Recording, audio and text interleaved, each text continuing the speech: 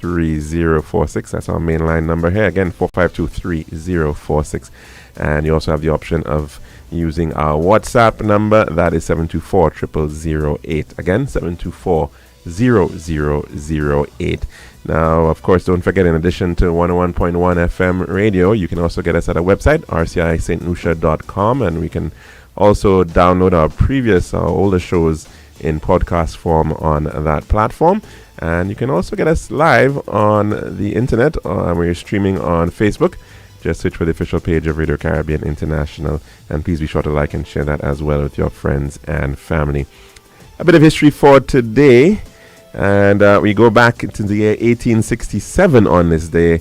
The Swedish chemist Alfred Nobel patented dynamite in England, and the first of 3 patents he would receive for the explosive material. 1912, Columbia University approved plans to award the Pulitzer Prize in several categories after establishment by Joseph Pulitzer. 1945, on this day during World War II, the unconditional German surrender to the Allies signed by General Alfred Jodl, and that happened in France at Rennes. In 1952, some history here, the concept of the integrated circuit, the basis of all modern computers, was first published, and that was by Jeffrey Dahmer. And in 2017, on this day, Emmanuel Macron won the French presidential election, defeating Marine Le Pen. Of course, a much more difficult election to come for him in this year. Now, we, of course, are heading to our dish of the day.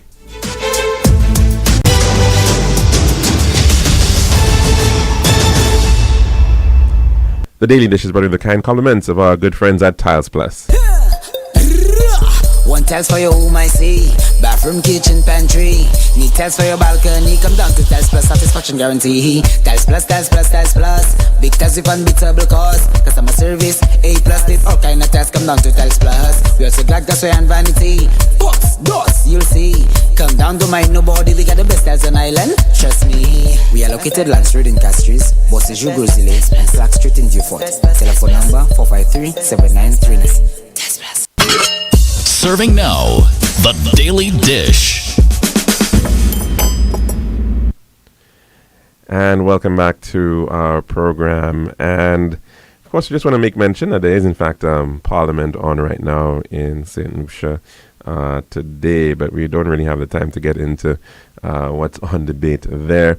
Primarily dealing with financial matters for financing the 2024-2025 budget. But some very proud news, no doubt, for many St. Lucians, and that is that His Justice, Mr. Mario Michel, has been appointed as acting Chief Justice of the Eastern Caribbean Supreme Court. And just to share that story, former parliamentary representative Grosile and seasoned attorney at law Mario Michel has been appointed as the acting Chief Justice of the Eastern Caribbean Supreme Court, and he succeeds the esteemed Honorable Dame Janice Pereira, who held the position since October 24th of 2012, making her the first female Chief Justice of the court. Dame Janice Pereira's tenure spanned an impressive 12 years, marking her as the longest-serving Chief Justice to date. And her retirement on May the 4th of this year paved the way for Justice Michel to assume the role. And his journey to that position is marked by a notable career in both politics and law. And in February 2009, he responded to the call for judicial service and served as an acting judge of the Eastern Caribbean Supreme Court. And this led to his appointment as a judge of the High Court in 2009, initially assigned to Antigua and Barbuda. Prior to his judicial career, Michel served as Member of Parliament for Grosile for 2 consecutive terms from 1997 until his retirement from active politics. His contributions extended beyond legislation, as he also had the position of Deputy Prime Minister of St. Lucia and served as the President of the St. Lucia Bar Association, earning him the distinction of being the youngest to hold the position in the organization's career. Mario Michel is the third St. Lucian to hold the esteemed position of Chief Justice of the Eastern Caribbean Supreme Court, following in the footsteps of Sir Alan Lewis and Vincent Flosack. And the ECSC, the Supreme Court, serves as the superior court of record for the OECS, the Organization of Eastern Caribbean States, which comprises of the 3 British Overseas Territories and 6 independent states. And its jurisdiction extends to interpreting and applying laws across member states, deciding cases of both a civil or a criminal nature, as well as hearing of appeals, of course, through the Court of Appeal function. So, of course, congratulations to Justice Mary Michel, of course, a very familiar face in St. Lucia, who transitioned away from politics and into the judiciary. And he has been serving there for quite some time with great distinction. So certainly we wanted to just make mention of that, with another St. Lucian holding a position at that regional level certainly is very important. At the same time, of course, as we're speaking about his successes, there's quite a lot of debate going on thanks to a letter which has been released from the Office of the Prime Minister in St. Vincent and the Grenadines. And that pertains to Honorable Ralph Gonsalves writing to the chairman of the Caribbean Development Bank, where another St. Lucian was holding that position up until the very same day, in fact, May the 4th, being the president of the Caribbean Development Bank. And we have, of course, been following with great interest what has been transpiring there, which has resulted, in fact, the effective resignation of Dr. Jean Leo from that position over at the CDB. And Dr. Gonsalves is raising it as a matter of great interest in terms of how things, in fact, panned out, effectively suggesting that there was no basis based on what was included within that investigative report, which in fact seems to now be available to the eyes of the Board of Governors of that institution, the Caribbean Development Bank. So we'll have to discuss that story perhaps tomorrow more at length. But that's our dish of the day. When we come back, we're going to be talking about a lot of things, really, and the life of a really impactful individual of St. Lucian descent, second generation St. Lucian, you could say, living in the United Kingdom, but certainly is already making a significant contribution to the land of her parents. Brenda Imanis. We'll be right back with that interview. This has been The Daily Dish.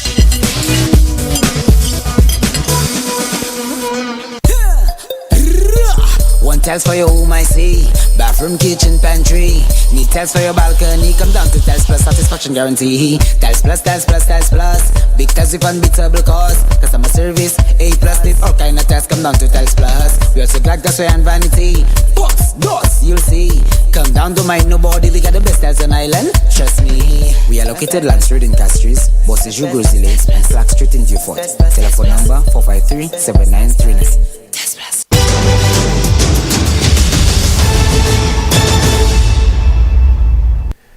And welcome back to our program here at the Lunchroom on Radio Caribbean International.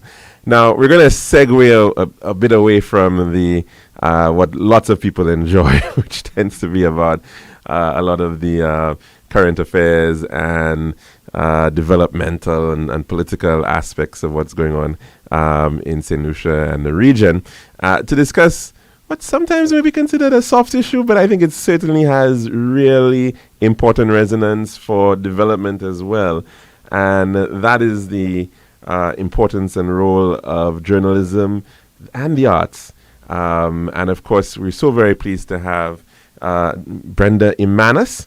And for many of those who follow the BBC, as I know a lot of St. Lucians out there over the years were locked onto the BBC, her voice and her direction as well had footprints all over that, and in particular in the area of arts and culture and entertainment coverage provided by the BBC, the British Broadcasting Corporation. And that's because she worked there for well over 20 years and segued out of that and is into other things as well, including the matter of leadership and inspiring women as well to take up their meaningful role. Brenda, thank you so very much for joining us here at the Lunchroom on Radio Caribbean International. Absolute pleasure to be here. And perhaps we should start off with what brings you home to St. Lucia? I don't really need an excuse, but I have one. I'm here to cover. I usually come as often as possible for the Jazz Festival, and I haven't been on a personal capacity for a while because I usually come with the St. Lucia Tourism Authority to cover it for publications back home.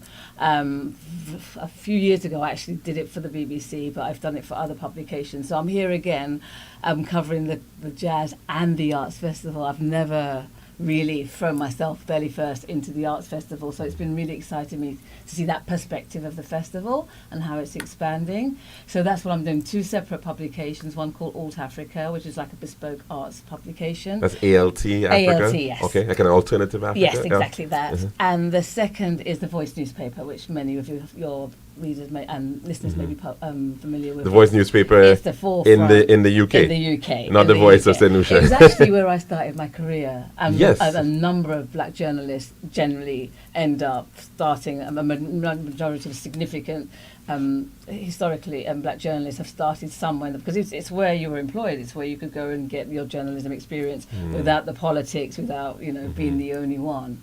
And a lot of us, like I know Joseph Harco's now at The Guardian, and a couple of editors and publishers have all started at the Voice newspaper back in London, and that's where I started my career. So you've done this, of course, a couple of times, but you do also come not just as somebody working from a professional capacity. You also have an intimate appreciation of St. Lucia by virtue of your heritage. Which has grown extensively. Yeah, I used to come as a child. The first time I came was with my auntie, not with me, with my parents, and it was more drag than come enthusiastic. And I was a teenager and unfamiliar, and then fell in love with it and wanted to learn the language. And I went back home learning a little bit of Creole and wanted to learn more. My parents. And about how old were you at that time? 11. Okay. Yeah, I think it was the first time I came, and that transformed my perspective of the place and the island. Then I came regularly in professional and personal capacity. Mm-hmm. So I've got lots of friends who all come over almost pilgrimage-like to jazz. So I was part of that for a while. Often in August, my sister never likes being in London, so we'll go somewhere foreign and we'll travel the world, but at least. Isn't this why when everybody's coming to London for Notting Hill Carnival and you guys are leaving? We're leaving. We know London, we know Notting Hill, and we used to dance as part of the carnival, so it's not unfamiliar to us. Mm-hmm. And we're usually home before then, actually, because it's usually the first week of August that we're out of here. Mm-hmm. So I'm coming more and more increasingly for both personal and professional. I was here in February. I was here last year. I'm probably going to be coming back again later in the year on a personal level. So, yeah, I enjoy it. I love it. Tell us a little bit about your parents, though, because I know you've spoken about them. Yeah. Your mom has recently passed. My dad died over 12 years ago. He was from Vieux-Fort, and my mother was brought up. Well, her family grew. Her mother and father died early. So she brought by her auntie in Soufrière. She's a Marcelin. Okay. Is her surname, and my father's an Emanus, but his brother was an Emansi, and I'm sure the names alter. Right. But we're very used to that in St. Lucia. Yes, exactly that. And so I'm more familiar with my mum's. Well, we go to Soufrière more often when I come. Everyone loves it, and that's feels like the spiritual place for me. Right. And my daughter, when she came, that was one of the areas she really loved. The market. And being in Soufrière, it felt like she was home, and I could see how comfortable she was. For someone who's really shy, she would just go off like she was at home, and where I would not let her go off like that in London. So she's been very happy and very safe here. Mm-hmm. So I come, and I've got friends that still I haven't brought here. I've got Jamaican friends and who all want to come, but they only want to come when I'm here. Mm-hmm. So I've got that yet to do, and that might happen later in the year. And of course, you were born in the United Kingdom. I was. Your parents came across. They were Windrush generation. They were Windrush generation. They came over. In what year was it now? I can't remember off my head. Mummy was I can't remember officially if they've been there 60, gosh, I can't remember exactly what year it was, but they were part of the Windrush Journey about 2 years after the official. So Right. what year was that? And So they this is settled like in the South late London. 50s, Yeah, she yeah. had family in Paddington, which was like mini St Lucia, and a lot of them in Vauxhall and South London. So my brother came back with my dad occasionally. I never came back with my parents ever. Okay. I came back with other family, or I came back with friends. In that respect, so and Now, why was that? Was it that they never really had an I interest? don't know. They wanted you to focus more on your they life. weren't. They sent right? us. I think my Okay. sister came with my mum. Okay. My brother, I came with my aunt because I was older, and then I became slightly more independent and wanted to come with my friends. So I think it was a bit of more of that. And we had a lot of family back in London. So it was always around me. The culture was always around me. My Okay. mum, my dad spoke Patois to me a lot, but when I came is when I wanted to learn how to speak it. I'm not fluent, but I'm the only one in my family, like my brothers and sisters, that will learn it. My daughter definitely wants to learn it because she feels we're losing the culture Okay. so much. She's trying to hold on, not in a way that I didn't, because I guess, which I mentioned earlier, I was of a generation where everybody felt like to fit into England you had to assimilate. Right. So we were, again, I'm assuming, that's why we've got names like Brenda, Trevor and Diane, and anything to assimilate and be part of that, to make life easier, I assume. Right. So it was more that, and it's only as you get older and you find your own identity that you become proud and it becomes interesting. And now I'm almost desperately realising, as I guess I've watched and seen how Africa's evolved and become more dominant worldwide, that Caribbean culture has to be maintained and the Right. legacy of it. So one thing, my mum, before she was dying, it was like literally a day before she died, she said to me, get a pen and paper. And I said, what for? She goes, you need to make notes. You need to know how to do the Christophing, and you put too much salt in your book. She really literally wanted me to Wow. make notes of the And you said she recipes had dementia at that point. Yeah. Yes. And- but was it- So what that's was it- interesting. At that point, she was. She knew. She just knew those things she wanted us to hold on to. But we were really fortunate that the dementia she had, she still recognised us. So we were, and I thank God to this day that was important to her, that we maintained what we could. She wanted us to make notes and hold on to stuff. And that's really fascinating as well that your daughter is now third generation. Yeah. Has this great desire for reconnecting Yeah. with this legacy. And I think that was because of the way I work. I was not up to I was away a lot, so we had an au pair. But my mum and dad were responsible for looking after her while I was at work. So I'd go home and she'd be sitting with granddad eating mango or blueberries and watching telly, and he'd take her for walks, and so she'd listen That's to an his interesting music. Mangoes and blueberries. Yeah. Interesting combination. That's what I remember. It's strong. And my mum used to give her, we called it Kyobi, right? That was their nickname for it. But it was actually arrowroot porridge. Okay. And I used to say, don't give it too much starch. We call it tolama here. So yes. she liked that. I didn't like farine as a kid. Yes. But she loved farine and she loved the arrowroot porridge. Okay. So she was steeped in it, and then she'd have dumpling with Nanny, and she'd be helping Nanny dump. So I think you take it for granted now, but looking back and reflecting, it's the first time I've actually done it and vocalised it, because you've triggered my memory. So maybe that's part of it. Why? And also she realised she's studying to be an artist, and she chose all her projects have always been about the Caribbean or about Nanny, and fortunately she chose to do a project centred around her grandmother. Wow.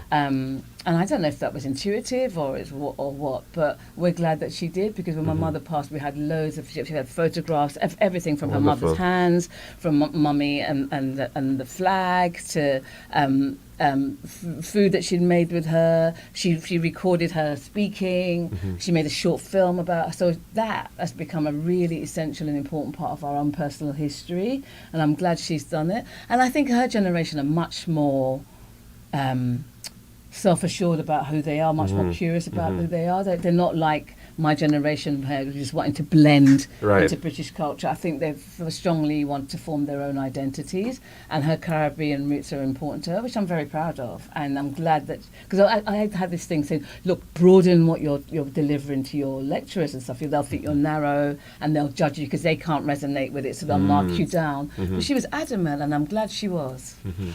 I mean, this is really fascinating, because, I mean, the whole concept of intergenerational exchange is, especially now, you don't think it's something that might resonate with young people. They're into this cloud space, and everything is, social media. Yes, and so, I'm not sure if she's countered the trend that's normally going on, or if this is actually a very important movement that's actually seeping into a lot of young people. I've seen it with her, and her best friends, actually best friends around her, predominantly African. And she's seen how strong their culture is to them. So maybe in her own, she needs something to hold on to. Or because she has such a strong relationship with her grandparents. Mm-hmm. I think that plays a lot of. I think they've had a major influence on her in that respect. She gets her religion and her connection with God from them. She gets her respect for elders from them.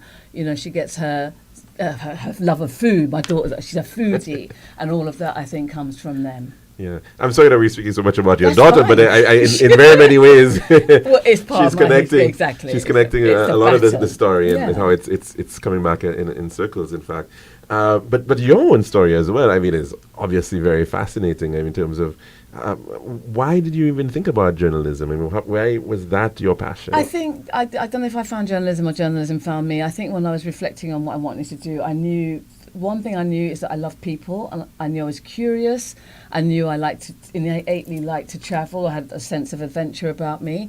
I had this weird, perverse desire when they came to discussing my career that I told them I wanted to be a pilot, and I think and it was a case of tip-top fitness, tip-top intelligence, and lots of money, which you have. So, that weren't going to happen as far as my teachers were concerned. And then I guess I think you'll find is the story of many of my generation, especially young black people. There wasn't that level of ambition for you. They see you as, I guess it extended to being a manager of a shop or something. Mm-hmm. But I was fortunate that while I was exploring what to be, they'd started a media studies course, which included journalism, print, radio, television, and other areas of study like film aesthetic and women's studies. And for someone who's curious, can't make a decision, likes lots of stuff, it was a perfect course for me.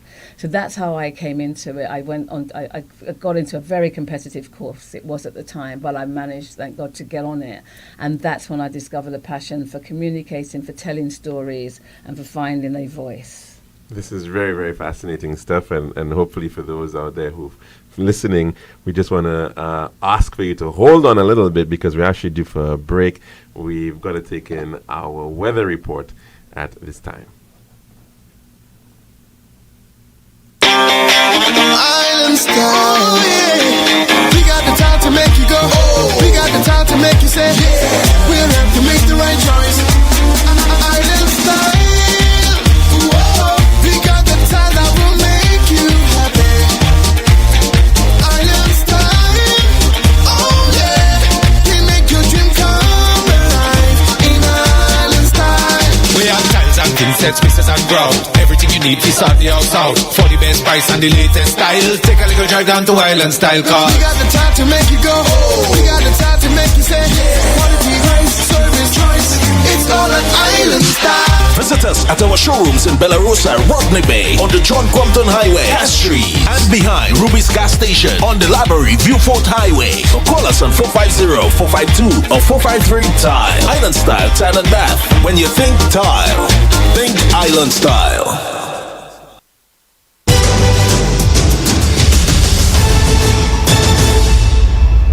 And welcome back to the Lunchroom with in Radio Caribbean International. And we are having a conversation with highly acclaimed BBC journalist who spent over 20 years covering arts and culture and entertainment for the BBC. St. Lucian Heritage, Brenda Imanis. Also Marsley, for those of you guys, that's also a very popular name as well. And we've been having a really interesting conversation about that journey that brought you first to that point of interest in journalism, and then you did mention, of course, that you didn't just shoot up immediately. You went through a path of first doing something that some people may consider a bit mundane, like covering the news. Yeah, you said that, not I. Yeah, I started as a news journalist, and I was when I was doing my degree. I went to interview the editor of the Voice newspaper, and he saw potential in me and offered me a job. So I was freelancing while I was doing my degree.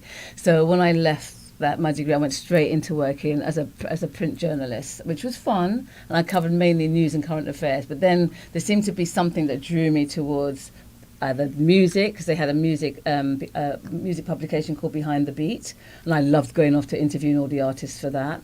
And then they also had arts and fashion, which again I seem to be, for whatever reason, drawn to that spiritually, I guess. So that's when I kind of was aware that that's where my calling seemed to be. So you started off with print, and lots and lots of writing, effectively. Yeah, and I loved it. And I did creative writing as well for a bit. You know, I thought that was inevitably wanted to be. But the more I stayed there, an opportunity, and I never thought about joining the BBC because I thought it was white, Oxbridge, everything that I was not. And so when I did apply for a job, which seemed, after working on the magazines, it was called Chic magazine at the time. It's an offshoot, another publication produced by the same people that produced the Voice newspaper. It was a magazine, I guess you'd refer to it was similar to Essence magazine in the States. So I did a lot of work on that. And then a new magazine program started at the BBC, and they were looking for researchers. So I discreetly, I think I told one friend that I was going to apply for it, and I assumed that if I didn't get it, which I assumed I wouldn't because it was the BBC, then no one would know apart from them. And I got it. I got the job. So I worked on a program called Kilroy, which was a morning chat debate show. And that's how... Now at university, we spoke about Kilroy because he was considered the ghost of the hall that I was on, Milner Hall. Oh. And I think there's a long tradition of Kilroy dating back into the 1940s and the war and whatnot. So when I did notice that you wrote about Kilroy, I thought, it was Kilroy Silk. He was actually a Labour MP. So they referred to him Labour MP. Okay. His name was Robert Kilroy Silk. It was a programme that was named after him, and he was the host of the programme. So it was Kilroy Silk, is his name, but Kilroy it was shortened to. And it was a debate show. Every day was a different subject, and I'd call people, and we'd get audiences who were pro and against whatever the subject was. So it was a great, I guess, soft land. It was a great introduction into the BBC and to journalism, television journalism, and working to deadlines and seducing people to come onto the show, etc., etc. Speaking about that, that's not always very easy, is it? No, it isn't. It isn't, and it's very random because every day is different. You could be doing one day about racism and one day about anti-fur. You could be doing one day about male-female relationships, but you always had to have two sides of the story. So that was part of the challenge, and it was always, I guess, for him, deemed successful. If somebody was very emotive or if someone cried, you thought, yes, 10 points. If they got that emotive, that they would cry. But it was a very popular at its time, and it was a good grounding for me. And when that was off, I'd go and walk on the morning news program, which is breakfast time, and that evolved. And eventually, they started a youth magazine program, and I was asked to apply for that. And that's when I started reporting, because I was a reporter then. And that's, I guess, where the bug came in for doing both and being in front of the camera. So this is where the voice came out now, and you're now... Well, I'd lleft the voice. No, I mean, your own voice now. Voice. Yeah, I guess so, yeah. Being heard out there. The team, and then that evolved more so as I veered into the news and current first, and then my face, and then it was a freelance contract, and then I worked on a very high profile, and that was a big thing for me was the Close Show, which is a huge flagship fashion program, 10 million plus viewers at the time, and they were trying to diversify their hosts, and it was a very high profile program. I was a big fan of the program. I used to watch every Sunday religiously because I loved fashion, and I went and auditioned for that, and I got it, and it changed my life. Essentially everybody knew who you were. You became a public figure, and I found that was quite hard to deal with.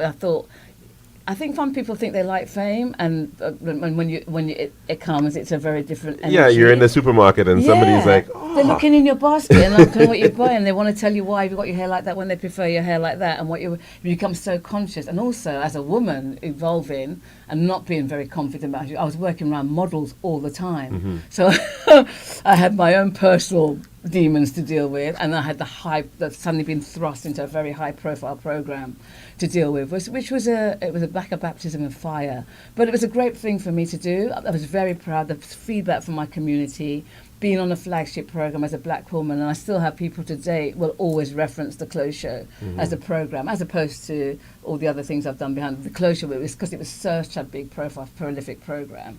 That's what most the black community remember me for. They still say Brenda of the Close Show, where you would say Brenda of the BBC. How does that change you, though? I mean, in terms of your life. I mean, you did mention the fact that everybody now knew you, everybody recognized you. people were proud of you? Yeah. I mean, how did they relate? I was very lucky in that the response was positive. I think the demons were probably mine in terms of there's a pressure because you know you're representing, so you always want to give 100%, and you knew you were different, so that was very difficult. Fashion is a very precarious and very vanity-filled industry, so that took some getting used to for me, and also feeling secure enough to know that I was good enough to be there. You know, I remember the queue being over like very, very long for people that wanted that job, and everyone had a huge respect for it. But what was really interesting for me is that it was very avant-garde of its time. It had a different way of filmmaking. It was very refreshing, very dynamic, very new, and I loved that about it. So I was filled with pride and paranoia at the same time. It was that lovely combination, which I think if you ask any prolific presenter, it's part of the course. That experience, of course, you're not doing this in the Caribbean or in Africa. You're doing this in the United Kingdom.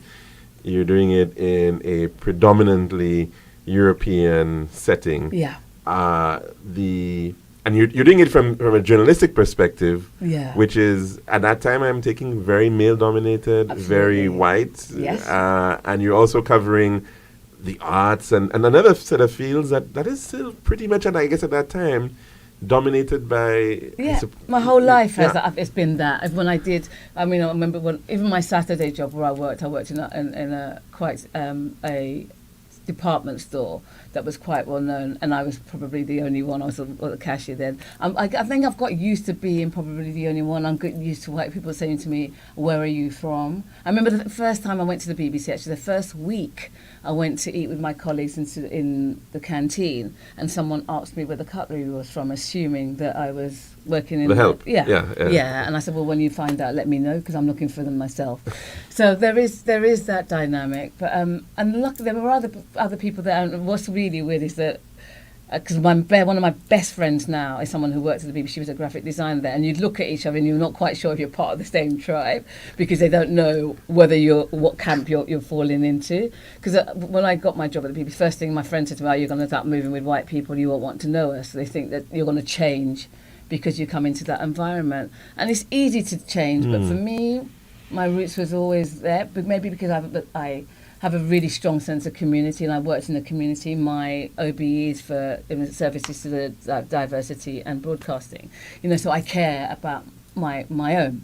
So I was always aware of that, and so I was always rooted back home. I'd go and do my job, but I'd be rooted back home. I had a lot going on outside of the BBC, which kept me grounded. My family certainly kept me grounded. But how did you effect change, starting off from that baseline, to now begin to tell stories from other parts of the world, from other people who look different, people who may look a little bit more like you, or from Asia? How did that shift happen? Was there a willingness? Not did you first, find? no. But I felt a commitment, thinking if you're there and need to, what are you there for? I don't need to be telling loads of stories about white people when there's enough people there telling stories about white people. And also, I was an arts correspondent for London, and London is a melting pot of cultures and communities, and you can't be doing your job if you're not reflecting those cultures and communities. So I felt, especially someone who's a minority in that space, that if I didn't do it, I wasn't doing my job. And it wasn't that it was an easy job to do. Of course, also the conflict is there because you don't want to be the representing. I didn't want them to think I could only do the black stories about the black community or minority communities.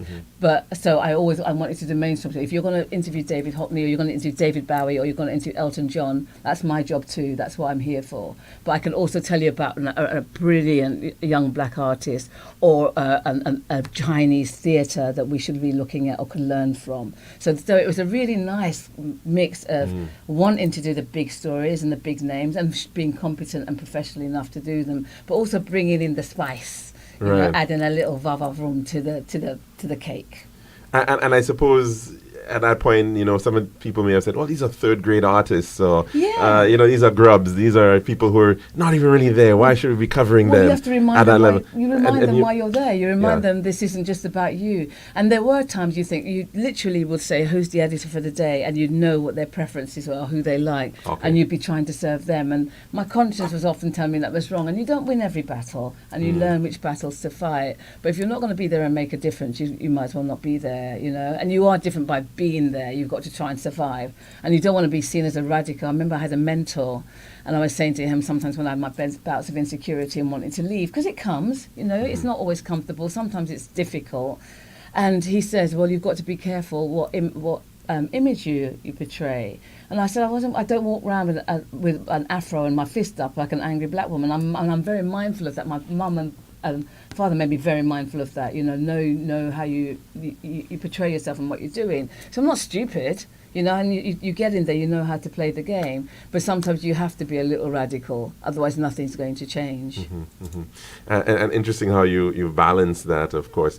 But of course, how much has things changed? I mean, we're looking at the world now and we're Yeah. thinking and it's pretty advanced, and we're speaking about lots of acceptance and inclusion. Is that a facade, you think, or have we It's not a facade in made significant There have changes? there have been significant changes. Is that if you turn on your television in the UK now, you'll see a lot of black people on your television, and it's a lot of it. It's the post George Floyd syndrome. They got proactive, but not all of it was. Some of it is authentic, but some of it, I say you don't get bitter, you get better. So if an opportunity comes, you seize it and you make the most of it. And that's what I always encourage. And when I mentor, I always say that you're going to come up about a lot of things that are going to make you really peeved. But, use the opportunity to your advantage, and that's all you can do. And there has been change. We see a lot more. There's a new generation of really talented young people coming through the media. But the obstacles are still there. If I'm honest, and I've said it to their faces, so I'm not going to, I had my mentee, I was on a leadership course, and I had the Director General as my mentor, which everyone assumed that meant that I was landed on my feet. And it isn't. It's a pressure because, everyone's expecting that of me. And it didn't happen. It doesn't happen because they understand you to a degree, and what my personal ambitions were not being fulfilled. If I wanted to stay and do diversity work for them, I could have, but I was doing that anyway by representing. I was president of the minority networks. I did a lot of work, diversity work and D&I work outside of the BBC, which is what probably partially led to my OBE. I represented in every way that I can. I cared about my community, but I wanted to do bigger, broader stories. The big shows, the arts documentaries I wanted to make. There's other documentaries I wanted to make. I wanted to do things that expanded me, and that wasn't happening. So there lots of things told me it was time to jump, and fear and security stopped me for years. And then I knew there was changes to be made, and they wanted to budgets to be cut, and I knew arts weren't the priority. So before being pushed or jumped, I felt God was telling me it was time for me to go. And now for me, it's about doing things that stretch me or I can grow from. The Britain that you grew up in and the Britain that is there now, I Yeah. mean, some people tell you that, you have an Indian man, Rishi Sunak, Yeah. who's the Prime Minister. They'll tell you, well, maybe, I don't know, they'll say about Meghan Markle, and that'll be an interesting conversation. Vaughan Getting, I think it is, the First Minister from Wales is now Oh, yes, of course, yes. African descent. And a changing face, or is this It's maybe... It's easy to say that, and it's easy, and it looks like that, and it can be. But I think sometimes if you're invited to a party, you're invited to parties because you share the same values as the people who invited you to the party. So just because you happen to have black or brown skin doesn't necessarily mean your interest is that of the community. I'll put it like that. Sometimes to fit in, you have to do things to fit in. You have to be like the party that you represent. So it doesn't necessarily mean because you're black or brown that you're, say, a part of the Conservative Party, that you represent the views of all minorities. So I think it's wrong to assume that. Same way that you can't assume that I can't represent the whole black female community by being just one person. I think it's a dangerous assumption.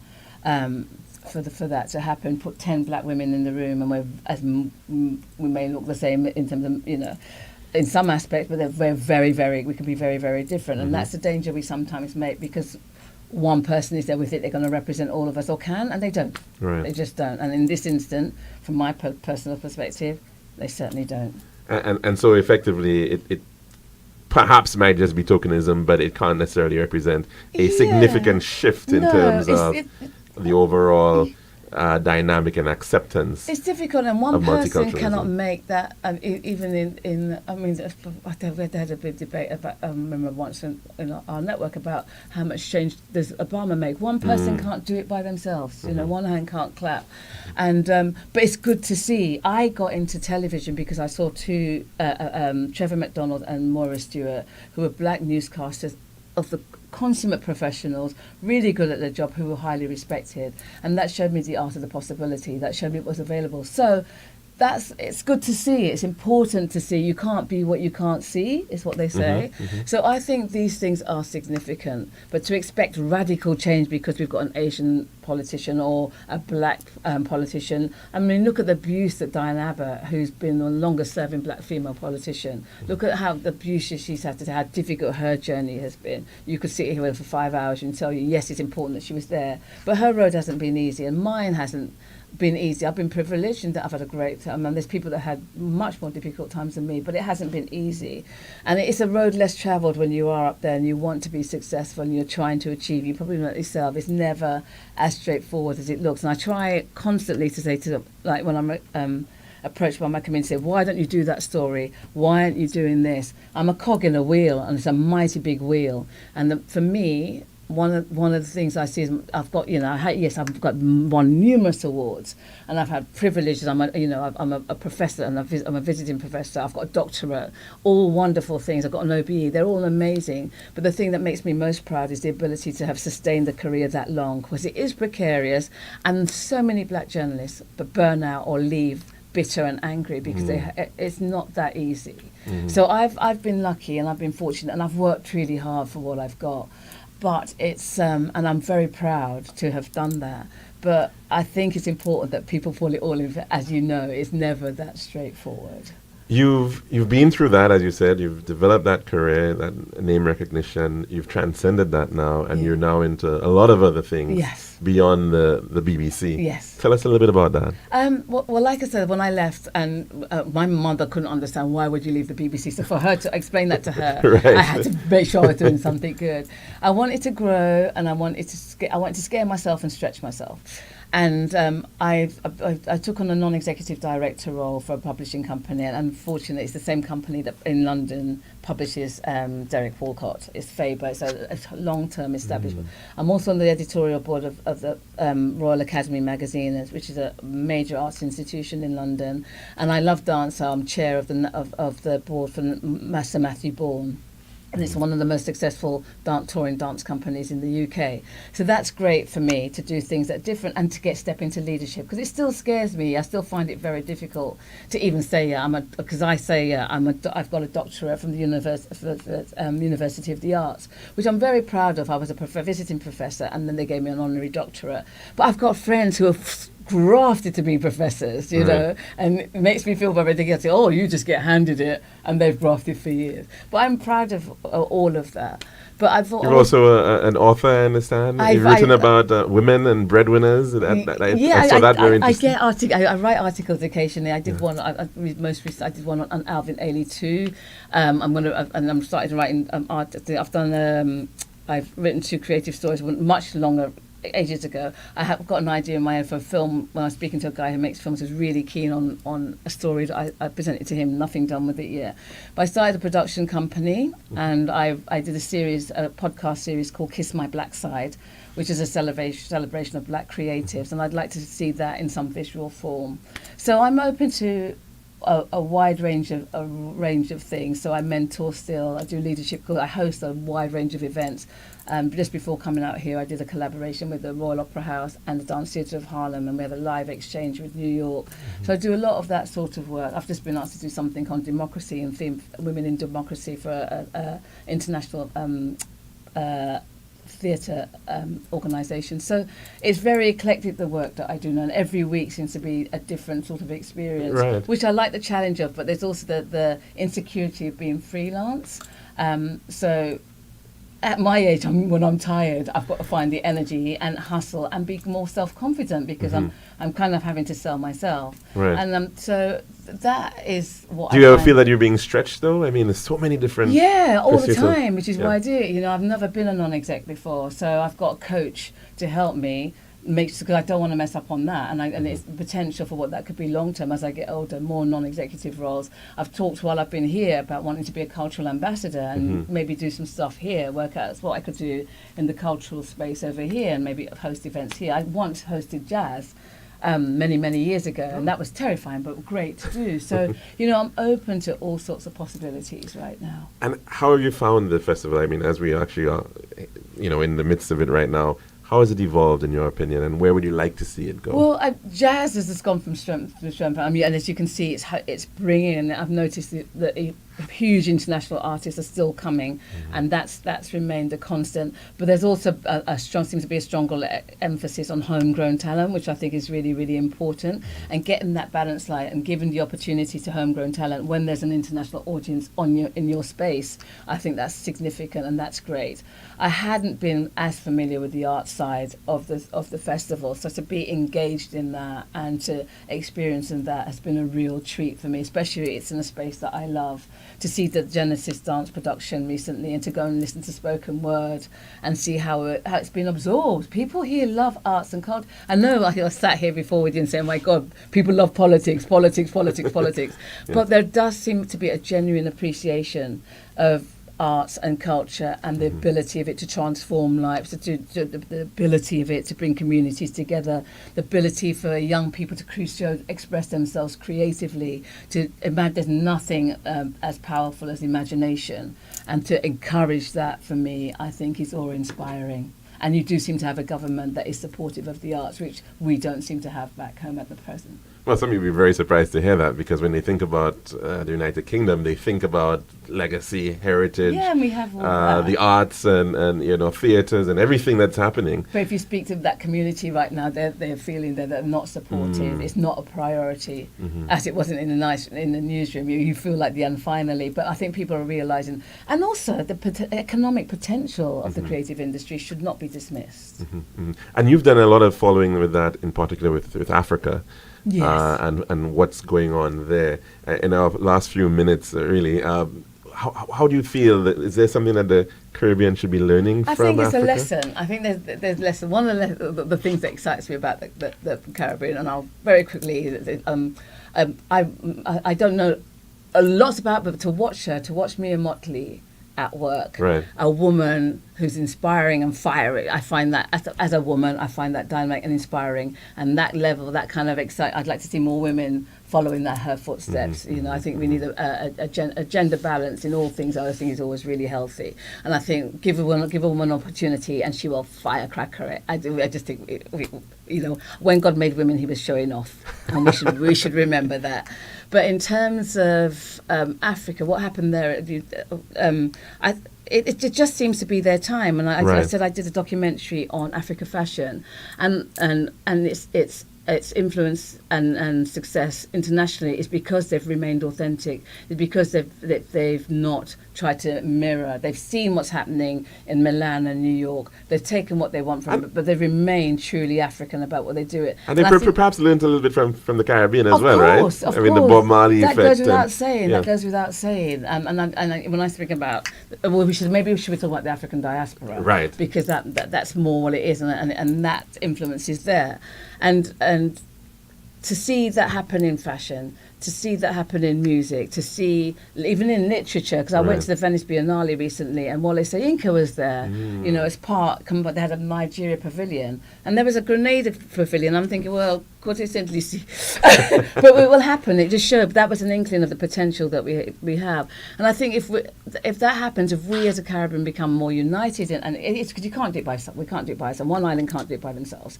Yeah, Barbados has Rihanna as a major champion. You know, we have Derek Walker, but collaboratively, we could become a true force. So if it can happen with Ghana and Lagos on that level, a united Caribbean could be equally potentially and have its space on an international cultural landscape. Well, that's definitely a great way to aspire to what we should be looking for in the coming years, of course, for the St. Lucia Jazz and Arts Festival, for culture in St. Lucia. And we're so thankful that you've been able to enunciate and to give us those experiences from your life and sharing with us, of course, that journey. And we hope that you can certainly be no stranger here at the Lunchroom on Radio Caribbean International. It's been a pleasure to be here. Thank We've been you. speaking with Brenda Imanis, and of course, we're so very pleased that she is part of the St. Lucia Jazz and Arts Festival, as well as Arts and the City, which is being put on by the Cultural Development Foundation as part of Jazz and Arts 2024.